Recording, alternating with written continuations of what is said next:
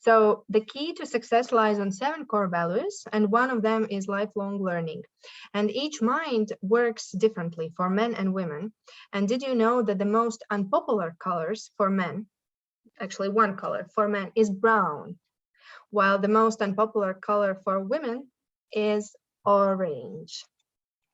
But know that both men and women make mistakes, and sometimes misused words in English can even be very, very offensive.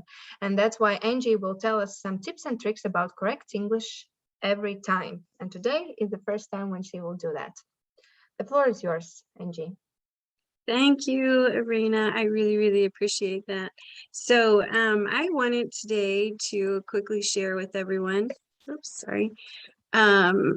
some things. So one thing just in general that I wanted to share was to never, and this is number 2 here, but it's a very good idea to never use phrases. If you have a, if you have a situation, got it, here we go. So if you have a situation where you're translating something from your language and it's a phrase, very rarely does that translate well. And what can happen is you're just saying exactly the words you translated from your language. And instead, what's coming out is something that can be very offensive in another language. So I've heard this happen a few times in the meeting, and we know that nothing's intended to be offensive, obviously, but I've heard a few people make mistakes in translations that could have been offensive to some people. And especially if you're in a professional situation, giving a training or something in that situation, you could definitely get yourself in trouble. Not even just getting fired or not hired again, but you could even face legal action depending on how poorly mistranslated or it's taken for another culture. So very important thing to do is not to use phrases if at all possible. Another thing, and this is what I wanted to touch on today, was a very common grammar mistake is asking questions. So why is it important to ask questions the right way? If you don't ask questions the right way, one, you're not getting an answer.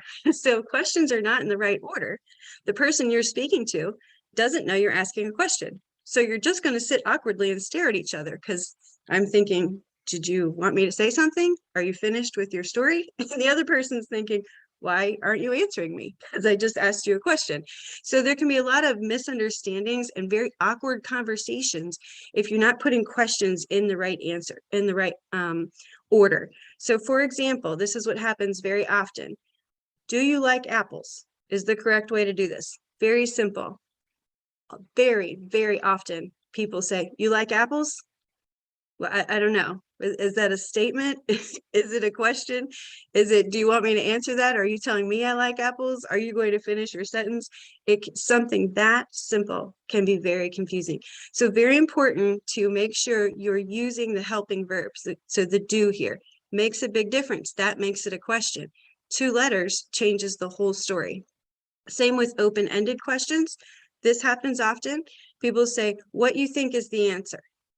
Well, I don't know. Are you going to tell me what you think the answer, is the answer is wrong? Are you going to finish that sentence, or was it a question? If you put those 2 letters in there, what do you think is the answer? Now you have a question, you have a conversation, and people can answer your questions. So any time that you guys have questions about things like this, small things, please feel free to ask me, because you can see how different these 2 letters, D-O, 2 letters change an entire conversation. Very important to keep that in mind when you're asking questions. And once again, don't forget the phrases. Unless you're 100% positive, never translate a phrase. So thank you very much for your time and attention.